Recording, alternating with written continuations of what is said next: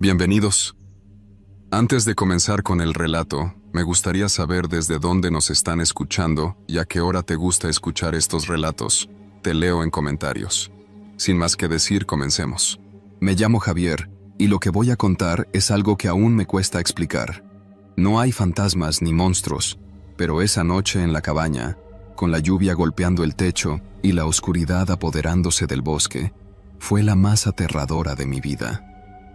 Hace un par de años, después de un periodo difícil en el trabajo, decidí tomarme unos días para desconectarme. Siempre he disfrutado de la naturaleza, así que alquilé una cabaña en un bosque a varias horas de la ciudad. No era un lugar turístico, ni tenía comodidades modernas. Solo una construcción de madera con lo básico: una cama, una chimenea y una cocina pequeña. No había señal de celular.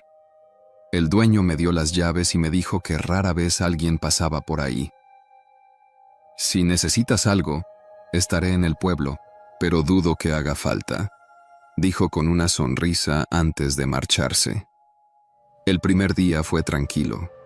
Paseé por los alrededores, tomé algunas fotos y disfruté del silencio. La cabaña estaba rodeada por un denso bosque de pinos, y el único camino de acceso era un sendero de tierra que desaparecía entre los árboles. A la tarde siguiente, el clima cambió. El cielo se cubrió de nubes grises y el viento comenzó a soplar con fuerza. Decidí quedarme adentro y encendí la chimenea. Pronto, la lluvia comenzó a caer, primero en gotas dispersas y luego en un aguacero constante. No me preocupó. De hecho, me pareció perfecto. Me senté junto al fuego con un libro, escuchando el sonido del agua golpeando el techo. Pero entonces, en medio del ruido de la tormenta, escuché algo más: golpes. 3 golpes secos en la puerta. Me quedé inmóvil. ¿El dueño de la cabaña? No tenía sentido.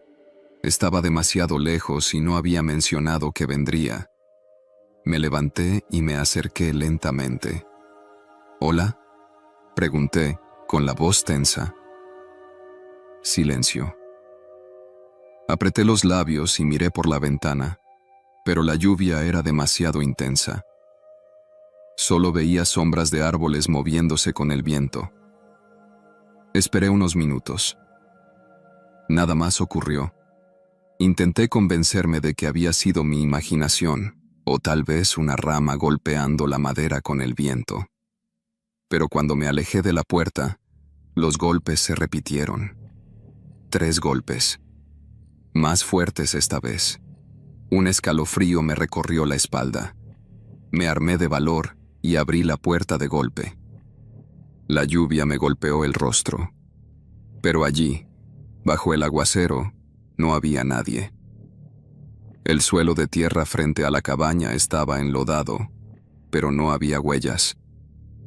Cerré la puerta de golpe y aseguré la tranca. La chimenea seguía ardiendo, pero el calor ya no me tranquilizaba. Me senté con la espalda contra la pared, tratando de escuchar más allá del ruido de la tormenta. Pasaron unos minutos. Nada. Decidí que lo mejor era dormir y olvidar el incidente, pero cuando me acosté, algo me hizo abrir los ojos de nuevo. Un sonido. Un roce suave contra la madera, como si alguien pasara la mano por la pared exterior de la cabaña. Mi corazón se aceleró. Me levanté en silencio y tomé la linterna. La lluvia continuaba, pero el sonido del roce se hizo más claro. Algo o alguien estaba afuera.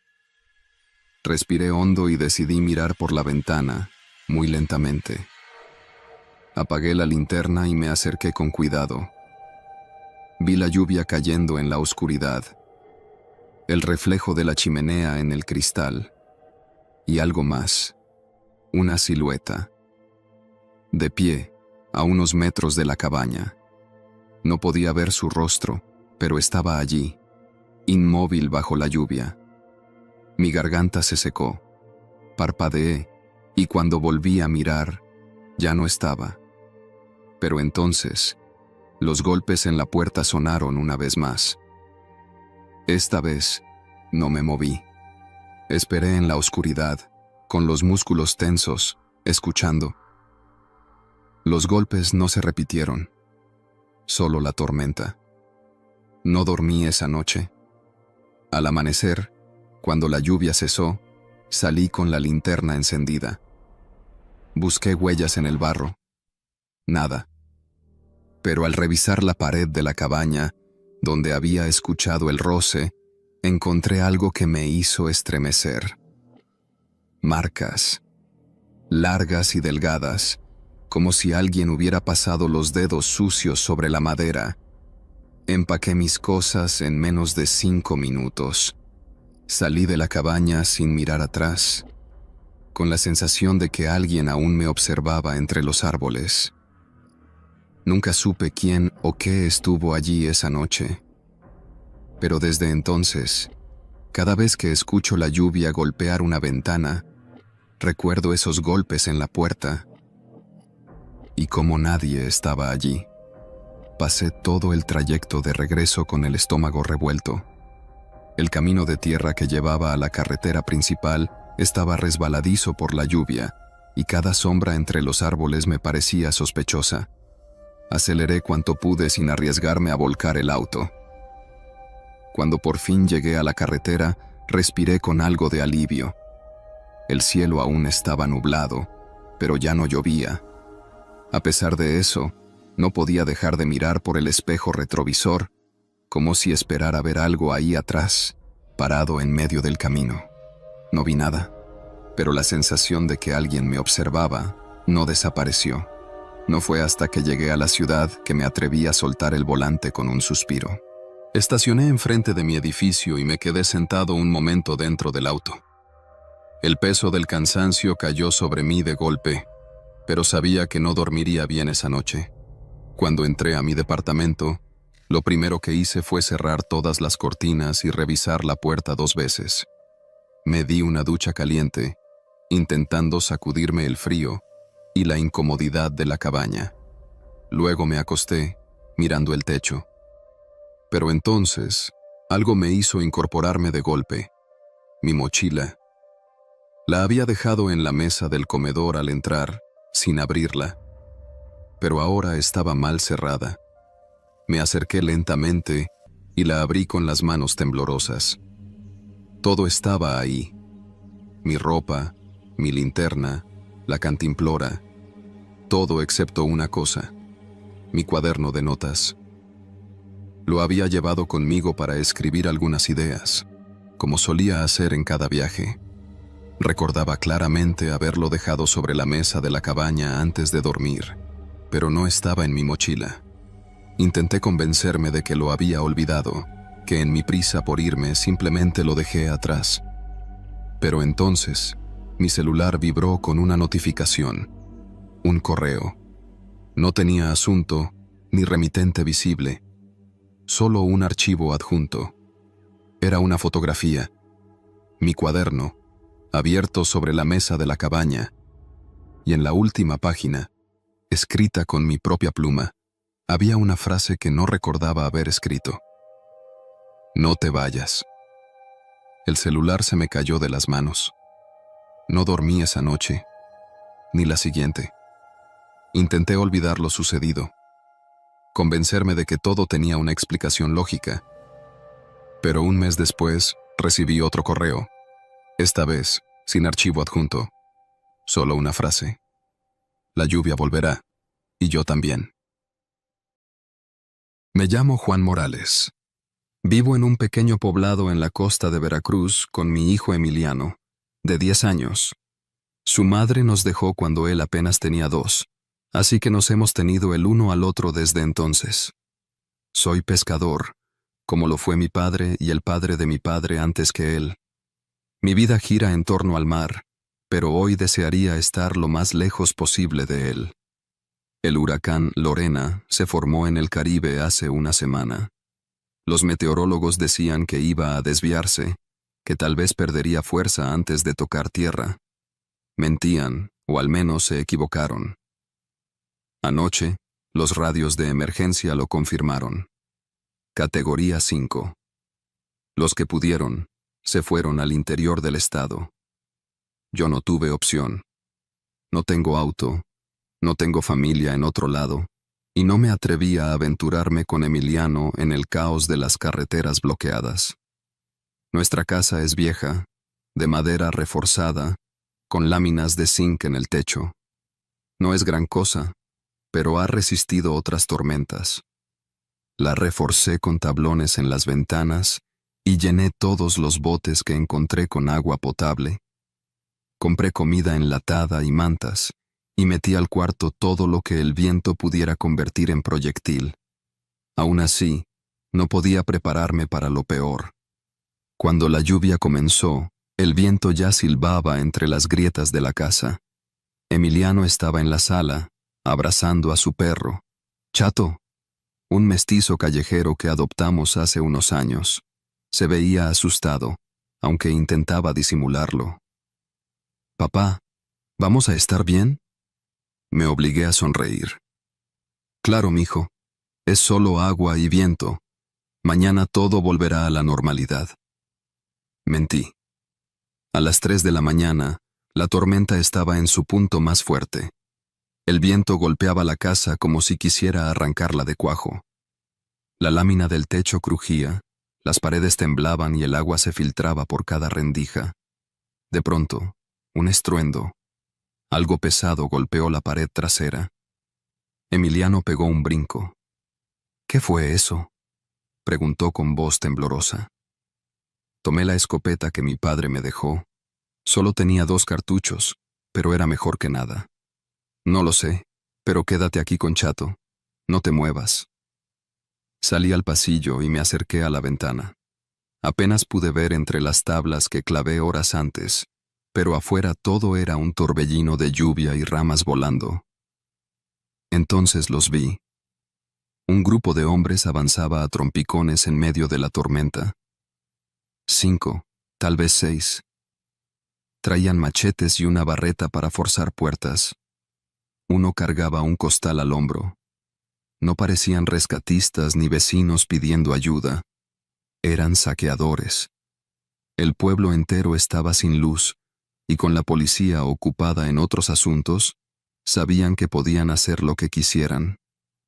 Uno de ellos, un hombre alto con poncho de plástico negro, señaló hacia nuestra casa. «Esa no la hemos revisado», gritó. Mi estómago se revolvió. Corrí de vuelta a la sala y cerré la puerta con seguro.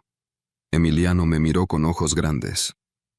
«Escóndete con Chato en el closet», le susurré. «Papá, hazlo ya». Lo vi correr al cuarto y cerrarse dentro del ropero. Chato gimoteó, pero se quedó con él. No podíamos hacer ruido.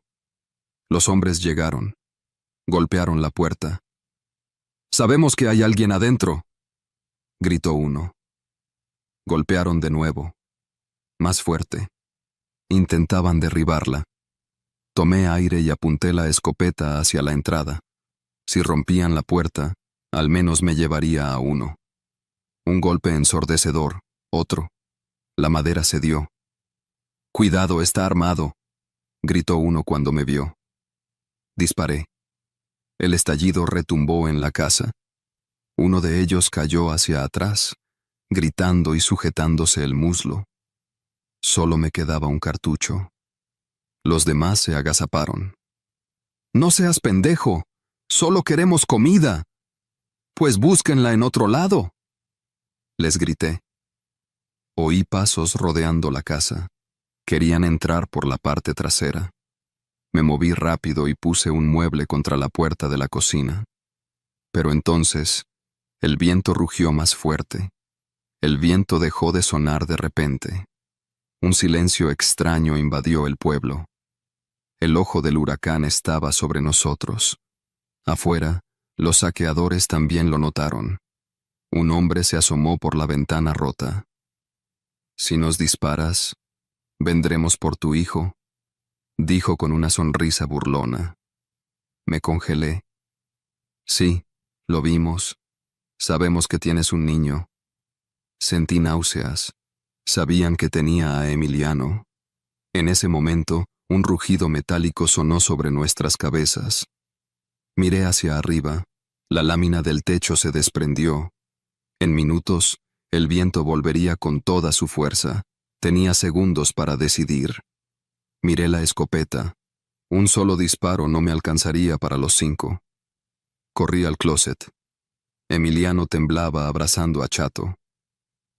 Vamos a salir por atrás, le dije. Pero están ahí afuera. Confía en mí. Aprovechando el ojo del huracán, salimos sigilosos por una ventana lateral. Corrimos sin mirar atrás. No fuimos los únicos. Otras familias también aprovechaban el respiro de la tormenta para escapar. Vi a los saqueadores voltearse confundidos. No nos vieron a tiempo. Corrimos hasta la iglesia, donde varios vecinos se refugiaban. Apenas cruzamos la puerta, el huracán volvió con furia. Todo crujía, los postes se doblaban, el pueblo entero parecía colapsar. No supe qué pasó con los saqueadores. Solo sé que, cuando la tormenta terminó, nuestra casa ya no existía. 2 días después, caminamos entre los escombros. El pueblo era un cementerio de techos caídos y calles inundadas. No quedaba nada en pie. Pero estábamos vivos. Los saqueadores no volvieron. Algunos decían que el viento se los llevó, otros que murieron cuando un poste cayó sobre ellos. Nunca encontré sus cuerpos. Lo único que importaba era Emiliano, de pie a mi lado, sosteniendo a Chato en brazos. ¿Y ahora, papá? Lo abracé fuerte. Ahora reconstruimos. El mar se llevó todo, pero nos dejó lo más importante. El gobierno tardó en llegar. Al tercer día, los primeros soldados aparecieron en camionetas destartaladas. Repartieron despensas y agua embotellada. Nos dieron cobijas y latas de atún, pero todos sabíamos que no sería suficiente. El pueblo estaba en ruinas. La iglesia, donde nos refugiamos, seguía en pie, aunque con grietas enormes. La mayoría de las casas habían quedado destrozadas. El techo de la nuestra terminó esparcido entre los árboles, y las paredes se desplomaron como si fueran de cartón. Emiliano no decía nada, solo miraba el suelo, acariciando a Chato. Sabía que su casa, su cuarto, sus juguetes, todo lo que conocía, ya no existía. Nos quedaremos con don Matías, le dije, señalando la casa de un viejo amigo de mi padre. Era de concreto, con el techo aún en su lugar. ¿Y después? No supe qué responder. La radio decía que la ayuda tardaría semanas en llegar, que habría saqueos, violencia, gente desesperada. Los soldados no podían quedarse mucho tiempo. Su misión era repartir suministros y seguir su camino. Estábamos solos. Esa noche, el miedo volvió. Algunas personas del pueblo se organizaron para vigilar, armados con machetes y palos. Yo también me uní. Los saqueadores no siempre llegan con la tormenta. A veces llegan después. Encendimos fogatas en la plaza para ahuyentar a cualquiera que intentara colarse. Nadie confiaba en nadie. No sabíamos quién podría aprovecharse de la situación. A medianoche escuchamos gritos. Corrimos hacia el sonido. En una casa al borde del pueblo, un grupo de hombres intentaba entrar. Golpeaban la puerta con piedras. «¡Es nuestra comida, cabrones!», gritó un vecino, blandiendo un machete. Uno de los atacantes sacó una pistola. «Lárguense o los matamos». Nadie se movió. Sabíamos que si cedíamos, vendrían por más. Yo apreté la escopeta, aunque solo tenía un cartucho. Entonces sonó un disparo. Un hombre cayó al suelo. No supe quién disparó primero, pero de pronto todos estaban corriendo. Los atacantes huyeron, desapareciendo en la oscuridad. Nos quedamos en silencio, con el cuerpo de un hombre en el suelo. temblando en un charco de sangre. La tormenta había terminado, pero el verdadero peligro apenas comenzaba. A la mañana siguiente, el pueblo amaneció distinto. Nadie hablaba de lo que pasó. El cadáver desapareció antes del amanecer. La gente empezó a agruparse. Algunos buscaron armas, otros acapararon comida. Se formaron pequeños bandos. Ya no éramos vecinos, éramos supervivientes. Yo solo pensaba en Emiliano. No podíamos quedarnos. Don Matías dijo que tenía un primo en Tierra Blanca, lejos de la costa, donde el huracán no llegó. Ofreció llevarnos en su camioneta. No lo dudé. Salimos al amanecer. Éramos 6 en la camioneta. Don Matías, su esposa, un sobrino, Emiliano, Chato y yo. Las carreteras estaban destruidas. Había árboles caídos, postes doblados, autos abandonados. En algunos puntos, vimos grupos de personas caminando con lo poco que pudieron salvar. Algunos pedían aventón, otros solo nos observaban en silencio. El miedo era un pasajero más. En un retén improvisado, un grupo de hombres armados nos detuvo. No eran policías ni soldados. ¿A dónde van?, preguntó uno, con un rifle en mano. A Tierra Blanca, respondió don Matías con calma. ¿Llevan comida? Nada que nos sobre. Nos observaron, evaluándonos. Vi sus ojos moverse de Emiliano a mi escopeta, de la camioneta a nuestras mochilas. Pueden pasar, dijo al final. Respiré, pero no bajé la guardia. El peligro ahora no venía del huracán, sino de la gente que dejó atrás. 2 días después, llegamos a Tierra Blanca. Nos recibió la familia de don Matías, gente buena, humilde. Nos dieron un techo y comida caliente. Emiliano se quedó dormido en cuanto tocó la cama. Yo no pude dormir. Pensé en los que se quedaron, en el pueblo que alguna vez llamamos hogar. No sé si alguna vez podremos volver, pero lo que sí sé es esto. Los huracanes pasan, pero lo que el miedo y la desesperación hacen con la gente, eso nunca se va. Los primeros días en Tierra Blanca fueron tranquilos, pero no nos sentíamos en casa. Emiliano se quedaba callado la mayor parte del tiempo. Solo hablaba cuando le preguntaban algo, y la mayor parte del día la pasaba sentado en el patio, acariciando a Chato. Yo trataba de ayudar en lo que podía. Don Matías tenía un pequeño terreno donde sembraba maíz y frijol, y me puse a trabajar con él. No era lo mío, pero al menos mantenía las manos ocupadas y la mente distraída. La radio hablaba de saqueos en varias partes del estado. El gobierno decía que estaba mandando ayuda, pero todos sabíamos que no sería suficiente. La gente sigue siendo peligrosa cuando tiene hambre. Pasaron semanas. Nadie sabía qué pasaría con nuestro pueblo. Algunos vecinos que lograron llegar a Tierra Blanca nos contaban que el lugar seguía sin luz ni agua, que algunos intentaban reconstruir, pero sin ayuda era imposible, que la gente había empezado a irse poco a poco. Mi hogar estaba desapareciendo. Un mes después del huracán, un vecino llegó con noticias. La Guardia Nacional entró al pueblo, nos dijo.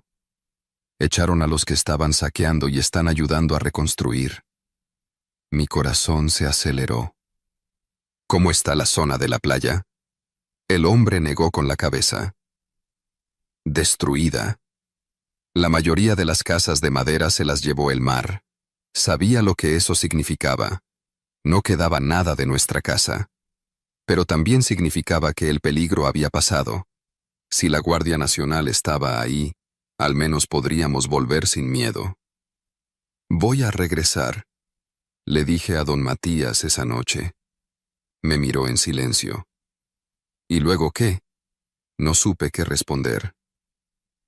Emiliano necesita estabilidad, continuó. No es justo llevarlo de un lado a otro sin saber qué pasará. Lo sabía.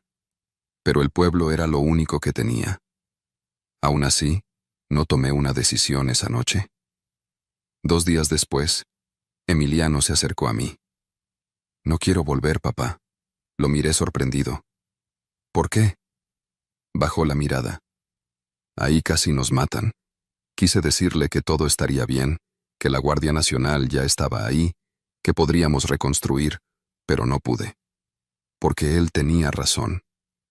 Pasé días dándole vueltas. Regresar significaba enfrentarnos a un lugar en ruinas. Quedarnos en Tierra Blanca significaba empezar de cero. Ninguna opción era fácil. Una mañana fui al mercado con don Matías. Mientras él compraba, yo me quedé viendo un puesto de herramientas. Entonces, un hombre a mi lado pidió clavos y madera. «Voy a levantar mi casa otra vez», le dijo al vendedor. Era de mi pueblo. Lo reconocí, aunque nunca habíamos hablado mucho. «¿Regresaste?», le pregunté. El hombre me miró y asintió. «No hay de otra. Ahí están mis raíces». Nos quedamos en silencio un momento. «Tú también volverás, ¿verdad?». No supe qué decir. Después de pensarlo mucho, llegué a una conclusión. No podíamos volver al pasado, pero sí podíamos elegir el futuro. Esa noche, hablé con Emiliano. «Nos quedaremos aquí», le dije. Sus ojos brillaron con alivio. «¿En serio?». «Sí, vamos a empezar de nuevo». Se me abrazó con fuerza. «Gracias, papá». Por primera vez en mucho tiempo, sentí que tomé la decisión correcta. Conseguí trabajo en una cooperativa pesquera. No era como en mi pueblo, pero al menos podía hacer lo que sabía. Emiliano empezó la escuela. Hizo nuevos amigos. Poco a poco, volvió a sonreír. Y yo, por primera vez, dejé de pensar en lo que perdimos. No fue fácil, no fue rápido, pero con el tiempo, el huracán se convirtió en un recuerdo, no en una herida abierta. Porque entendí algo. Las casas pueden desaparecer, los pueblos pueden cambiar, pero mientras estemos juntos, siempre habrá un hogar para volver.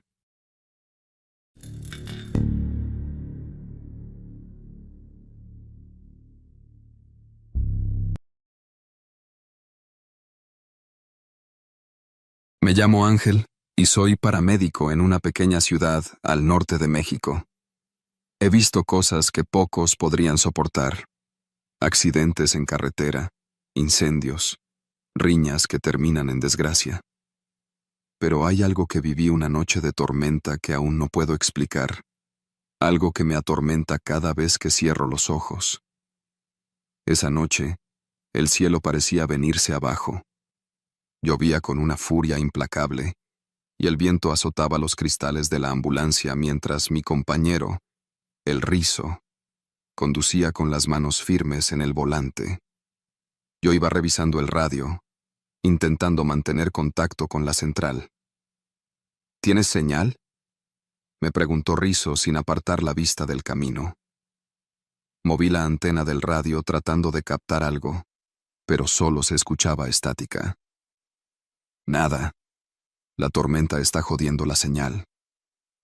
Nos habían llamado por un accidente en la carretera que salía del pueblo y se internaba en la sierra. Se suponía que era una volcadura. Un auto con 2 personas había salido del camino y caído por una pendiente. Según el reporte, alguien logró llamar antes de que la señal se perdiera. «Espero que no sea tan grave», murmuró Rizo, aunque ambos sabíamos que en ese tramo de la carretera cualquier accidente era grave. La lluvia seguía castigando el asfalto cuando por fin llegamos al punto indicado.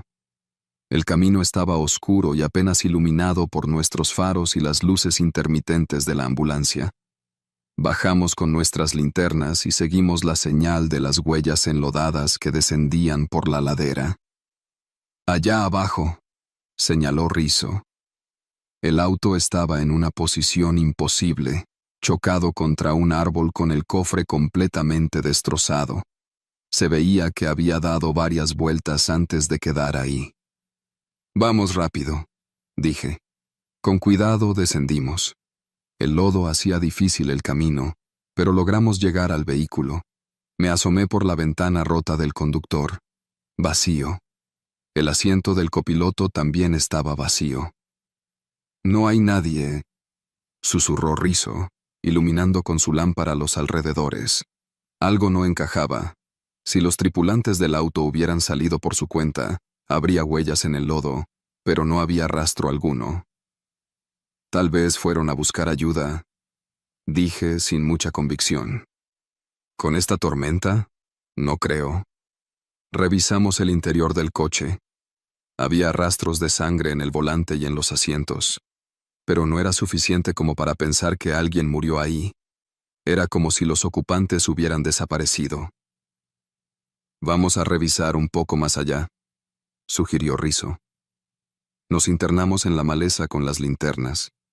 La tormenta nos golpeaba sin piedad, y el sonido de la lluvia ahogaba cualquier otro ruido. De pronto, Rizzo se agachó. «Mira esto». Era una mancha de sangre, fresca, en la tierra empapada. «Alguien estuvo aquí», susurré. Seguimos el rastro. Se extendía en dirección al bosque, como si alguien hubiera intentado alejarse del auto herido. Pero había algo más. La sangre no formaba charcos, ni goteaba de manera natural. Eran marcas arrastradas, como si hubieran llevado a alguien. «No me gusta esto», murmuró Rizzo. Seguimos avanzando, cada vez más lejos de la carretera. La maleza era espesa, y cada sombra danzaba con el movimiento de nuestras linternas. El aire estaba cargado con un olor extraño, metálico, que no era solo sangre. Y entonces los vimos. 2 cuerpos, medio enterrados en el fango, con la piel desgarrada y los rostros desfigurados. Pero no por el accidente. Esto era otra cosa. Algo los había despedazado. El pecho de uno de ellos estaba abierto, como si hubieran hurgado dentro de él con brutalidad. Al otro le faltaban los ojos. Mi estómago se revolvió. Rizzo dejó escapar un jadeo ahogado. No fue un accidente. No fue una simple volcadura. Algo los sacó del auto. Algo los mató. «Vámonos», susurré. Pero antes de que pudiéramos dar un paso, la estática del radio cobró vida. «Crc, crc», y una voz se filtró entre la interferencia. «Ayuda. Por favor». Un escalofrío me recorrió. Giramos las linternas en todas direcciones. ¿Había alguien más? «¿Hola?», pregunté al radio. Silencio. Luego, la voz otra vez, apenas un susurro. «No estamos solos». La interferencia regresó con más fuerza, como un chillido inhumano. Apagué el radio de golpe. «Vámonos ya», ordené, casi sin aliento. Rizzo no discutió. Corrimos de vuelta al camino, sin mirar atrás. Sentía el peso de una presencia invisible acechándonos entre los árboles. Cuando llegamos a la ambulancia, Rizzo encendió el motor con manos temblorosas y salimos de ahí a toda velocidad. No avisamos a la central de lo que habíamos visto. ¿Qué íbamos a decir? ¿Que algo había destrozado a esos hombres después del choque? A la mañana siguiente, la policía encontró el auto y los cadáveres. Dijeron que fue un accidente y que los cuerpos fueron devorados por la fauna silvestre. Pero yo sé que no fue así. Yo vi lo que quedó de ellos. Y cada noche, cuando estoy en servicio, me pregunto si volveré a recibir otra llamada como esa, una llamada desde el infierno. Los días siguientes, la sensación de que algo no estaba bien no me abandonó, ni a mí ni a Rizzo. No hablamos mucho del tema, pero lo veíamos en los ojos del otro. No era solo miedo, era una certeza. En ese bosque había algo que no queríamos entender. El caso se cerró como un accidente.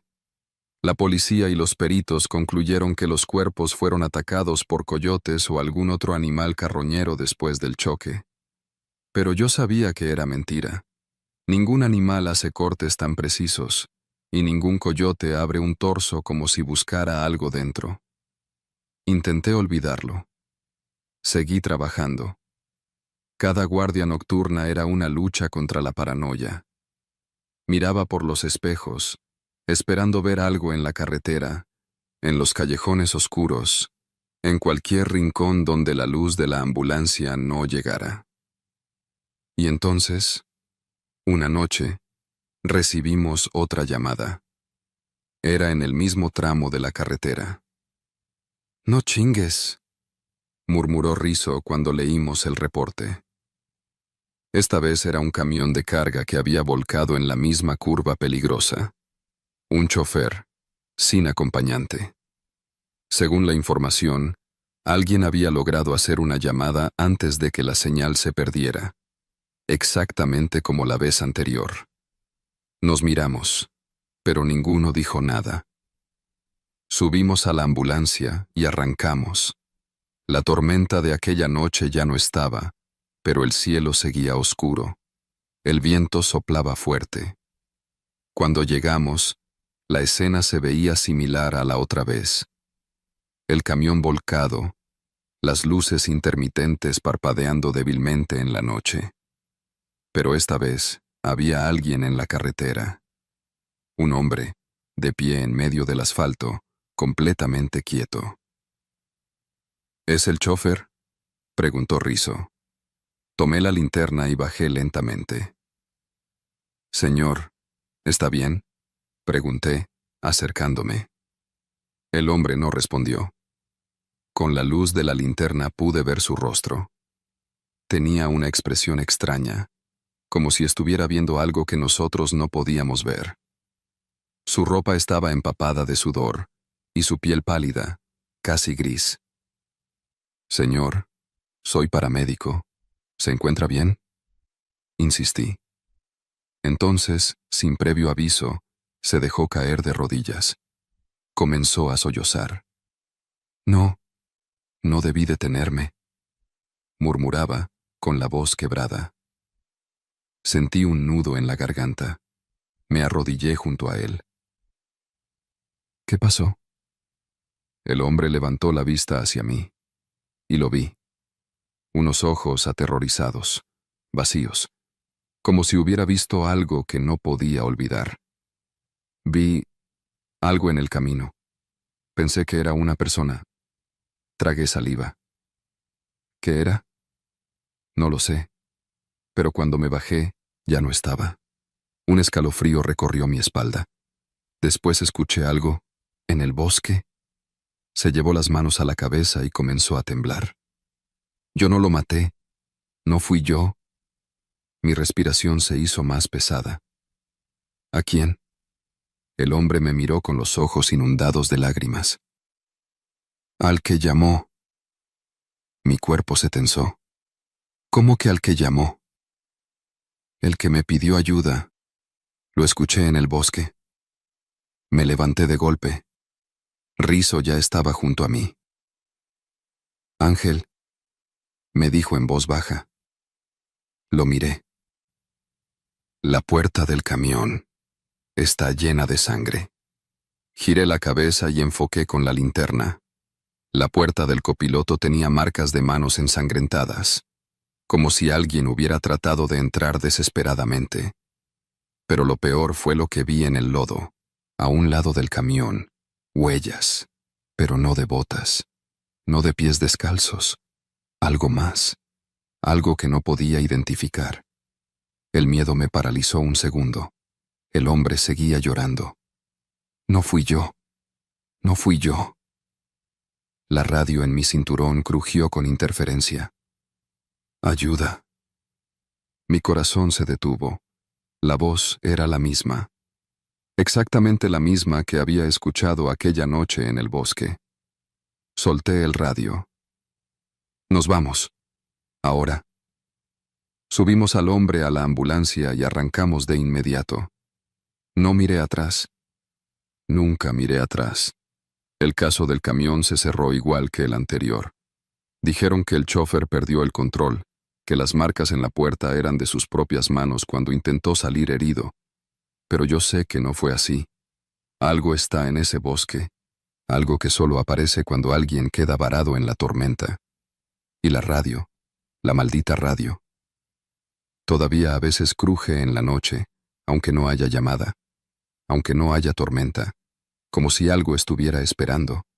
Después de aquella noche con el chofer, hice lo posible por borrar de mi mente lo que pasó. Pero hay cosas que se quedan contigo, como una sombra detrás de la nuca, algo que sabes que está ahí, aunque no puedas verlo. Rizzo y yo seguimos en el servicio, aunque evitábamos esa carretera cuando podíamos. No hablábamos del tema, pero en cada guardia nocturna notaba cómo su rodilla se movía con ansiedad o cómo encendía un cigarro tras otro, incluso cuando nunca fumaba tanto antes. Hasta que un día, Rizzo dejó de venir. Faltó a un turno, algo que nunca hacía. Intenté llamarlo, pero su teléfono mandaba directo a buzón. Pregunté en la base, pero nadie sabía nada. Al día siguiente fui a su casa. Toqué la puerta varias veces. Nada.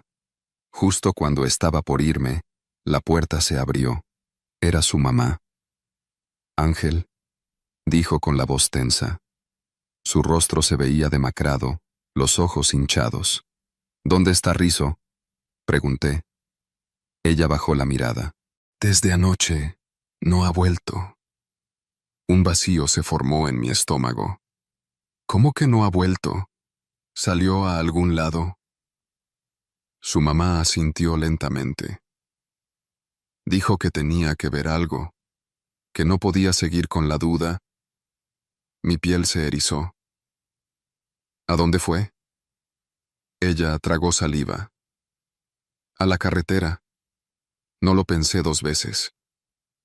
Subí a la ambulancia y me dirigí a la carretera. Sabía exactamente a dónde había ido, al mismo punto donde encontramos el camión y, antes de eso, el auto volcado. El sol estaba por ponerse cuando llegué.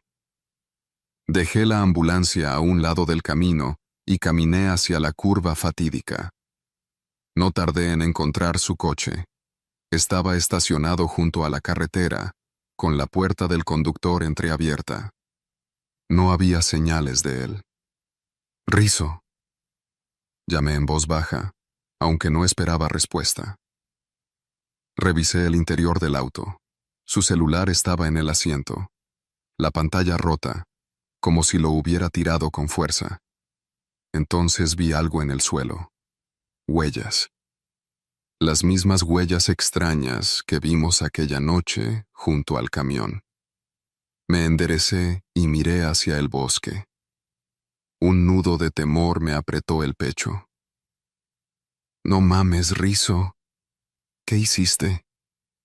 Sin pensarlo demasiado, tomé la linterna de la ambulancia y me interné entre los árboles. El silencio del bosque era sofocante. No había grillos, ni aves, ni viento moviendo las ramas. Solo el sonido de mis pasos sobre el follaje húmedo. Seguí las huellas.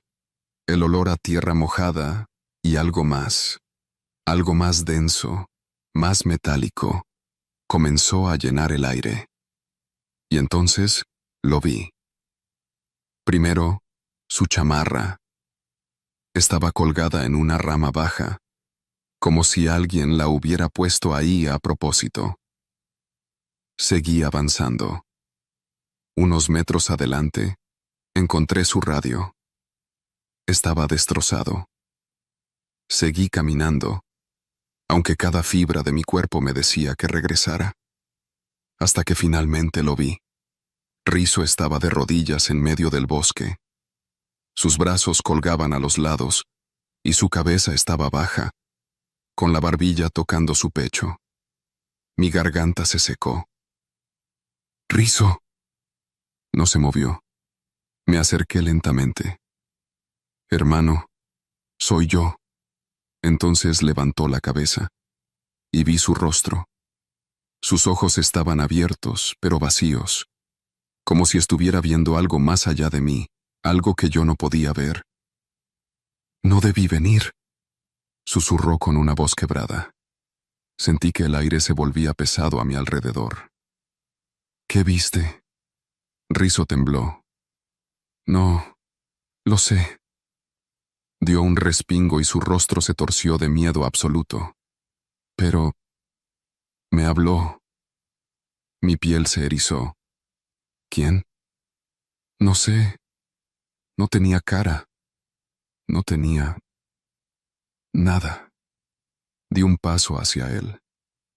«Hermano, vámonos de aquí».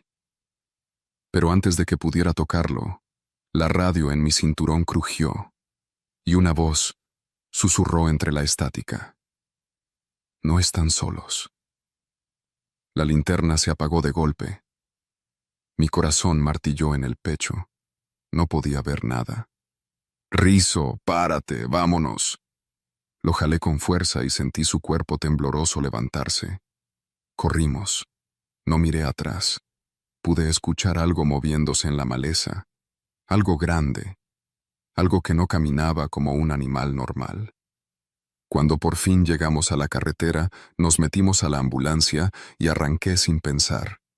Los dos estábamos pálidos, jadeando, temblando. No hablamos en todo el camino. Cuando llegamos al pueblo, Rizo solo me miró con el rostro demacrado. «No vuelvas ahí, hermano». No volví. Ni él. Han pasado meses desde esa noche. Rizo dejó el servicio poco después. Se fue del pueblo sin despedirse de nadie. Yo sigo aquí, sigo en la ambulancia. Pero cada vez que suena la radio en medio de la noche, mi cuerpo se tensa. No he vuelto a esa carretera, pero la gente sigue teniendo accidentes ahí. Y algunas veces, cuando revisamos los reportes de la central, veo algo que me hace sudar frío. Llamadas que entran desde la zona del bosque, sin número de origen, sin voz clara, solo estática, y un susurro que apenas se entiende. Me llamo Raúl y lo que voy a contar sucedió hace 4 años, en una cabaña en la Sierra Tarahumara, Chihuahua. He intentado explicarlo de muchas formas, pero nada encaja del todo. Si fue alguien jugándome una broma, nunca supe quién. Y si fue algo más, prefiero no pensarlo. En ese entonces, trabajaba como fotógrafo de paisajes y mi proyecto era capturar la naturaleza de las montañas después de una tormenta. La región es conocida por sus cambios de clima impredecibles y sus vistas espectaculares cuando las nubes se disipan al amanecer. Para estar cerca de los mejores puntos de observación, renté una cabaña aislada, a unos 15 kilómetros del poblado más cercano. Era un lugar rústico, de madera envejecida por la humedad, con una chimenea de piedra y un par de habitaciones pequeñas. La dueña, una mujer mayor de nombre Doña Teresa, me entregó las llaves en el pueblo y me advirtió algo que en su momento tomé a la ligera. «Si cae tormenta fuerte, no salgas en la noche», me dijo, mirándome con seriedad. «Y si escuchas algo afuera, no abras la puerta». Le pregunté a qué se refería, pero solo sacudió la cabeza. «Solo escúchame». Pensé que hablaba de los peligros normales de la sierra, animales salvajes, desprendimientos de tierra o incluso ladrones. Asentí y no insistí más. La primera noche fue tranquila. La tormenta se veía a lo lejos, con relámpagos iluminando el horizonte, pero el viento era suave y la lluvia no había llegado todavía. Me dormí temprano, con la idea de madrugar para tomar las primeras fotos. Pero la segunda noche, la tormenta llegó con toda su fuerza. El viento sacudía los árboles con violencia, la lluvia golpeaba el techo como si intentara atravesarlo, y los relámpagos iluminaban la cabaña con destellos intermitentes. Me quedé despierto hasta tarde, escuchando la tormenta, disfrutando la sensación de estar en un refugio seguro, hasta que escuché el primer golpe en la ventana. Fue un sonido seco, firme, como si alguien tocara con los nudillos. Pensé que era el viento lanzando ramas contra el vidrio, pero cuando revisé, no había nada afuera, solo oscuridad y la lluvia cayendo con furia. Regresé a la mesa y continué revisando mis fotografías, pero unos minutos después, el golpe se repitió. Esta vez, más fuerte. Me levanté y me acerqué lentamente a la ventana, enfocando mi linterna en el cristal. Nada. No había huellas en el barro bajo la ventana, ni ramas cerca. Solo los árboles balanceándose violentamente bajo la tormenta. Respiré hondo y regresé a la mesa, tratando de ignorarlo. Pero los golpes continuaron. No eran constantes. A veces pasaban minutos entre uno y otro, pero cada vez sonaban más insistentes. Tomé mi cámara y, sin encender la linterna, apunté hacia la ventana y tomé una foto con flash. Cuando revisé la imagen, mi piel se erizó. Había algo en el vidrio, no una figura, ni un rostro claro, solo una sombra oscura, una mancha borrosa justo en el centro del cristal, como si algo hubiera estado ahí y se hubiera movido antes de que el flash capturara su forma. El siguiente golpe sonó con tanta fuerza que sentí el suelo vibrar. Salté de mi asiento y corrí hacia la chimenea, donde tenía un cuchillo de cocina que había llevado para preparar la cena. No era un arma, pero en ese momento me hizo sentir un poco menos indefenso. Los golpes continuaron. Ahora sonaban en diferentes ventanas, como si algo estuviera rodeando la cabaña. Salí del comedor y fui a la habitación. La ventana de ahí también recibió un golpe fuerte. El miedo me paralizó.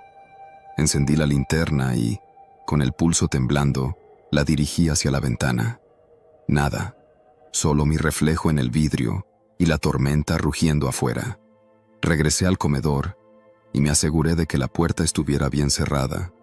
No iba a salir a revisar. Recordé las palabras de Doña Teresa. Si escuchas algo afuera, no abras la puerta. Me senté junto a la chimenea, con el cuchillo en la mano, esperando. La tormenta continuó durante horas, y los golpes no cesaron. Pero lo más aterrador fue lo que ocurrió cerca del amanecer. De repente, los golpes se detuvieron. La lluvia seguía cayendo, pero ya no había ruido en las ventanas. Suspiré aliviado. Tal vez, fuera lo que fuera, se había ido. Pero entonces, escuché el picaporte de la puerta girar. Me congelé. La puerta estaba cerrada con llave. Yo mismo la había asegurado. Pero algo la estaba probando, moviendo el picaporte de un lado a otro con lentitud. No podía respirar. Me levanté, aferrando el cuchillo con todas mis fuerzas. Entonces, el picaporte dejó de moverse. Un silencio espeso llenó la cabaña. Y luego, golpes. Pero esta vez, no en la ventana. Los golpes sonaban dentro de la cabaña, justo en la puerta de mi habitación. Me quedé inmóvil, sintiendo mi corazón latir con fuerza en los oídos. No podía ser el viento, no podía ser un animal. Algo estaba adentro conmigo. Me acerqué lentamente al pasillo, cada paso pesándome como si estuviera caminando en agua. La puerta de la habitación estaba cerrada, pero los golpes seguían. Levanté la linterna y con el miedo recorriendo cada fibra de mi cuerpo, la encendí. El haz de luz iluminó la puerta, y en la madera había marcas, no rasguños de animal, no grietas por el tiempo. Eran marcas de manos humanas, sucias de lodo, impresas en la madera como si alguien hubiera estado presionando con fuerza. Pero yo había estado solo todo el tiempo. Sentí un frío en la nuca, un miedo que no podía explicar. Tomé mis llaves y, sin pensarlo 2 veces, salí corriendo de la cabaña, dejando todo atrás. La tormenta seguía, pero ya no me importaba. Manejé hasta el pueblo sin detenerme, con el corazón latiendo en mi garganta. Cuando llegué, doña Teresa me estaba esperando en la entrada de su casa, como si supiera que volvería. «¿Lo escuchaste, verdad?», dijo en voz baja. No respondí. No sabía qué decir. «Te lo dije», susurró, sin apartar la mirada de mí. «No abras la puerta. Nunca abras la puerta». No volví a esa cabaña. Y hasta hoy, cuando llueve fuerte en la noche y el viento sacude las ventanas, cierro todas las puertas con llave, porque a veces, en la oscuridad, todavía escucho esos golpes. Me llamo Emiliano Márquez. Tenía 15 años cuando ocurrió esto. Fue en el último mes de clases, en una secundaria técnica rural del sur de Veracruz, donde lo más común es que después de la lluvia se te atoren las botas en el lodo, que el río se desborde sin avisar, o que un tráiler se voltee en la curva de la loma y lo dejen ahí, cubierto con ramas, hasta que alguien venga por la carga. A veces, entre el calor y los problemas en casa, uno se acostumbra a que todo se sienta igual, monótono. Pero esa tarde de lluvia, después de salir de la secundaria, aprendí que hay cosas que rompen la rutina de un modo que ya no te deja volver a ser el mismo. Y aunque no pasó algo que saliera en las noticias, les juro que desde ese día camino distinto. Ya no confío en los caminos solos, ni en la gente que va callada detrás de ti. Todo empezó un viernes. Llovía desde temprano. Las nubes bajitas, pesadas, parecían estar colgadas entre los mangos del patio. A la hora de la salida, como a las 2 de la tarde, ya se había formado un lodazal frente a la reja. Los carros no podían entrar, ni los de los papás, ni los del transporte escolar, así que muchos salimos caminando. Yo vivo en una ranchería que está a casi 3 kilómetros del centro. El camino no tiene nombre, solo le dicen el que va por atrás del potrero de Don Nacho.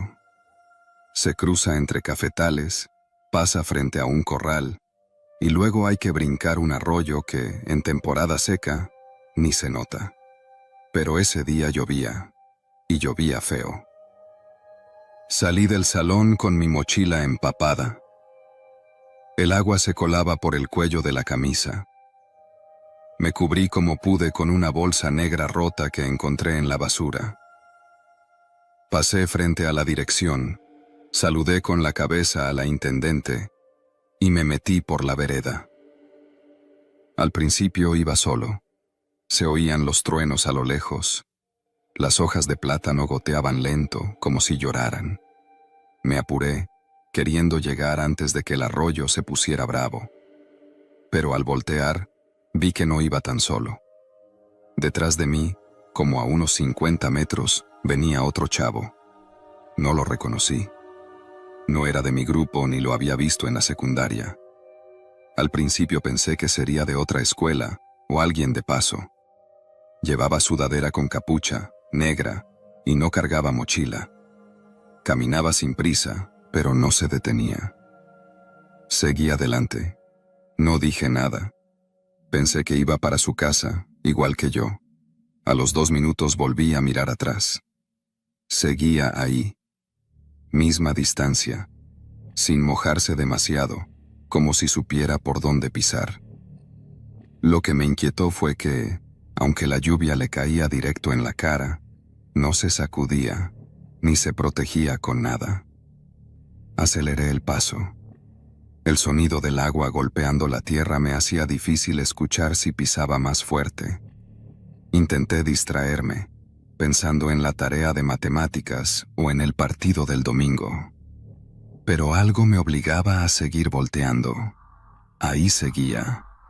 Lo perdía de vista en las curvas, pero al llegar a la siguiente recta, volvía a aparecer.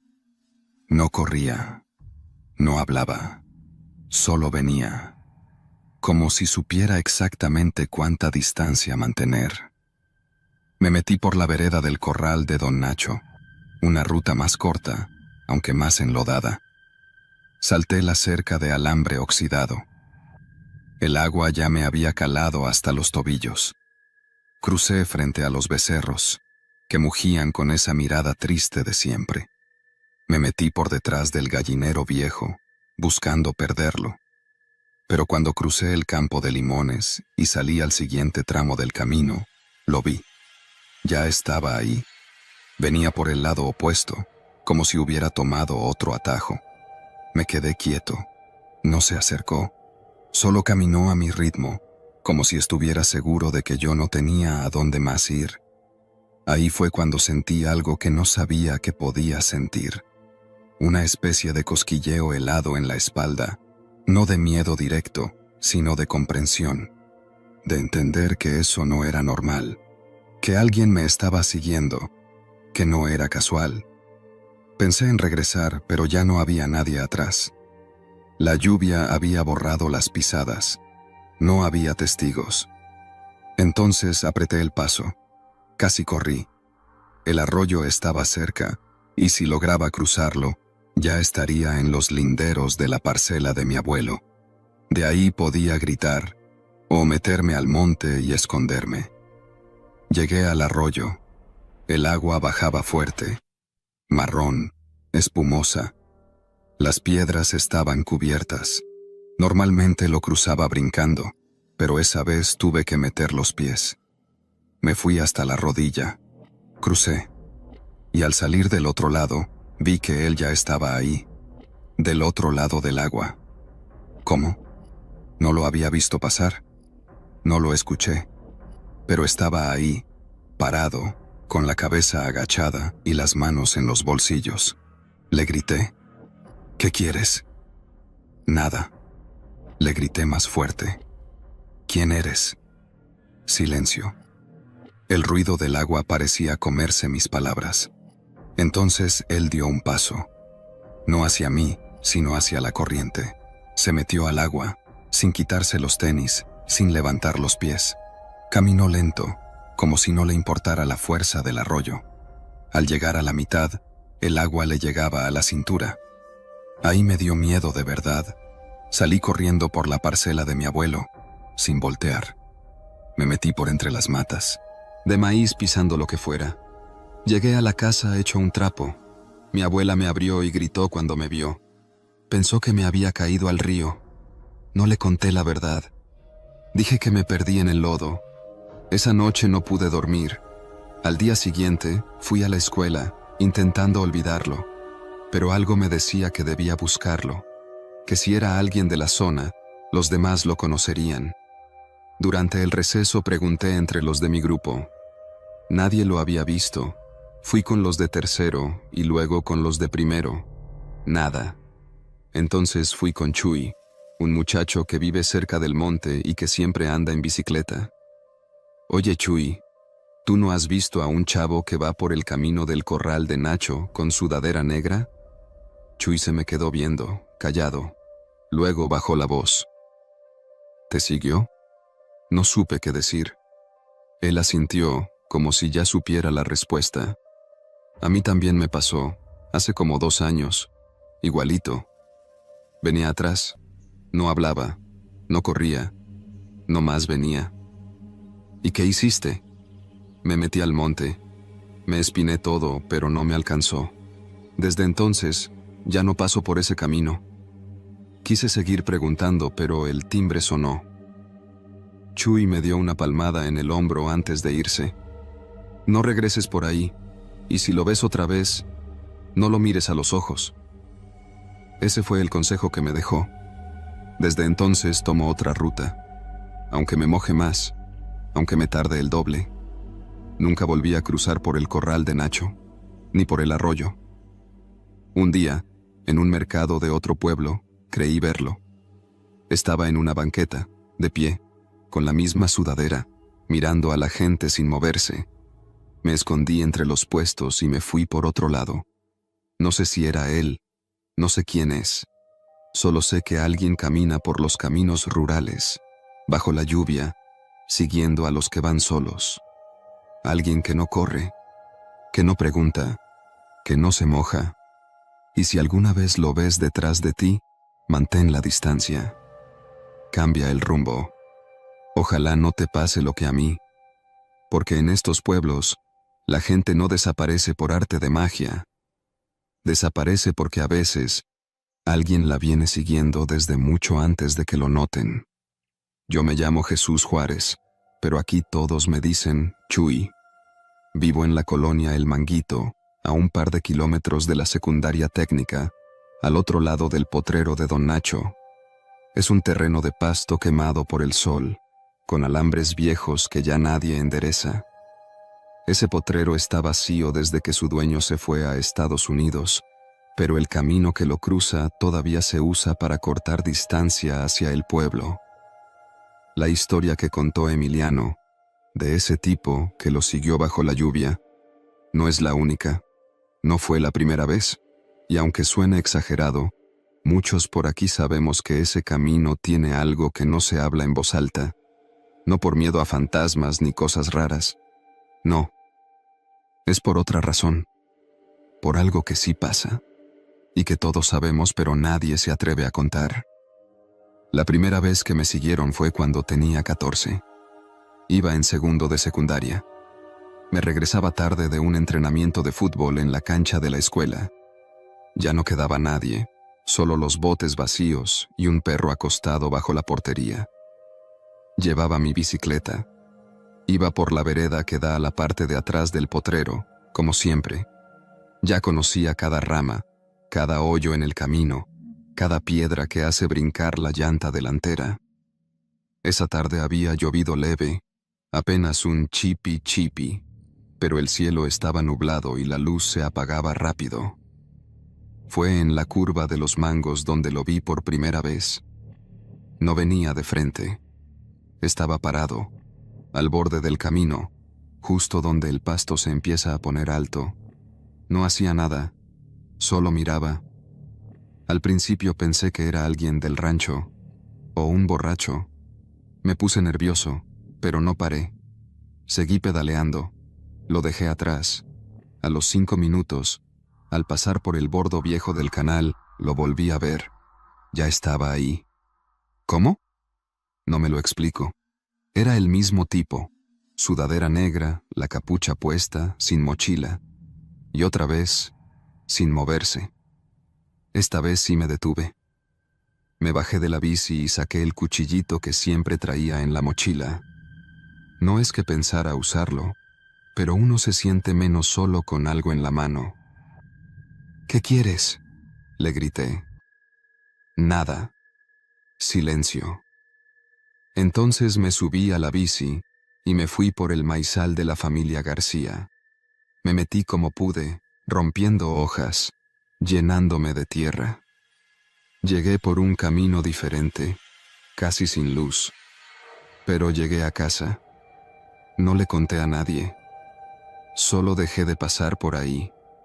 Durante semanas lo soñaba. No de forma terrorífica, sino como cuando sientes que alguien te está viendo desde una calle sin luz. Era más eso que miedo directo. Tiempo después, me enteré que a otros les había pasado algo parecido. Mi primo Neto, que ahora está en Coatzacoalcos, me dijo que una vez, cuando tenía 13, lo persiguió a alguien por la misma zona, y que no se lo había contado a su mamá por no preocuparla. A una amiga, Lisbeth, la siguieron también, aunque ella nunca dijo mucho. Solo dejó de ir sola a la secundaria. Pero lo que me hizo empezar a juntar las piezas fue lo que pasó con un chavo que venía del ejido La Esperanza. Se llamaba David. Estaba en tercero. Era callado, pero buena onda. Un día dejó de venir. Dijeron que se había ido con sus tíos a Monterrey, pero en la escuela, su carpeta de dibujo quedó sobre el pupitre por más de un mes. Nadie la tocó. Era como si nadie quisiera moverla. Yo la abrí. Tenía puros dibujos de caminos, de veredas entre árboles, senderos con lluvia, gente caminando sola. Uno de los dibujos me heló. Era el de un chavo caminando con mochila, y detrás, a unos metros, otro tipo de pie, igualito al que vi yo. Y, según me dijo Emiliano después, igual al que lo siguió a él. Me quedé con eso en la cabeza. Ya tenía 17 cuando decidí volver a pasar por el camino del potrero. Lo hice a propósito. Llevaba linterna, el celular cargado y mi bici con las llantas nuevas. Lo planeé para una tarde sin lluvia, con luz clara. Quería comprobar si lo que recordaba era real o si me lo había imaginado. Todo estaba igual. Los árboles doblados por el viento, los plásticos atorados en las ramas, los perros ladrando a lo lejos. No vi a nadie. Avancé tranquilo. Me sentía medio ridículo. Pero al cruzar la segunda curva, lo volví a ver. Ya no era una sombra entre ramas. Era una persona, con sudadera, sin mochila, igual que la vez anterior. Esta vez no estaba solo. A su lado, vi una moto apagada, como si lo estuviera esperando alguien más. No me detuve. Di la vuelta. Me regresé pedaleando, no a toda velocidad, pero sin pausa. Al llegar a casa, me senté bajo la regadera sin decir nada. No por miedo, sino porque ahora entendía que no era una coincidencia. Ese camino no estaba maldito ni embrujado, estaba vigilado. Y no por un solo hombre. Empecé a prestar más atención, a leer los grupos de Facebook del pueblo, las alertas, los avisos de desaparecidos que se borraban a los pocos días, las niñas que ya no iban a la escuela porque los papás decían que era peligroso, o hicieron que todo pareciera culpa de la lluvia, del lodo, de los perros. Pero yo ya había visto demasiado. Una vez fui con un maestro de esos nuevos que venían de la ciudad a hacer prácticas. Le conté lo que pasaba. Me escuchó serio. Luego me dijo: Chuy, hay lugares donde el gobierno no manda, donde los caminos tienen dueño, donde el que pregunta no vuelve a caminar por el mismo lado. No insistí más, pero decidí hacer algo. No para ser héroe ni justiciero, sino para evitar que otros terminen como David. Conseguí un celular viejo que ya no usaba. Lo preparé con una app que graba todo lo que se ve. Una tarde fui con Emiliano, le conté mi plan. Quería grabar el recorrido, no mostrar el rostro de nadie, solo probar que había alguien siguiendo. Él dudó, pero aceptó. Nos metimos por el camino, como hace años. Yo iba con la cámara escondida en la mochila, abierta un poco. Emiliano iba adelante, yo detrás. No duramos ni 15 minutos. La figura apareció. Esta vez, sí, detrás de nosotros. No hizo nada. Pero el video quedó. Se ve borroso, con gotas de lluvia y ramas que tapan a ratos. Pero se ve claramente una figura caminando, siguiendo nuestra misma ruta, sin decir nada, sin desviar el paso. Ese video lo subimos a una cuenta sin nombre. Lo compartimos en un foro de seguridad rural. Nunca supimos si alguien lo vio. A la semana, el celular desapareció. No me lo robaron. Lo dejé cargando en casa y cuando volví ya no estaba. Nadie más había entrado. Tampoco tocaron nada más. Desde entonces, cada vez que camino cerca del potrero de Don Nacho, siento que alguien observa desde el monte. No es fantasía, no es leyenda, es algo peor. Gente que sabe que esos caminos no tienen testigos, que sabe cuando pasa alguien solo, y que aprovecha ese silencio para hacer cosas que no se pueden contar. Yo sigo aquí. Ya salí de la secundaria, trabajo en el rancho del tío Polo, pero nunca olvido lo que vi. Ni a David, ni el dibujo, ni el video que nadie pudo guardar. Y si tú, algún día, andas por una vereda sola, después de la lluvia, y escuchas pasos que no son tuyos, no mires atrás, no preguntes, y sobre todo,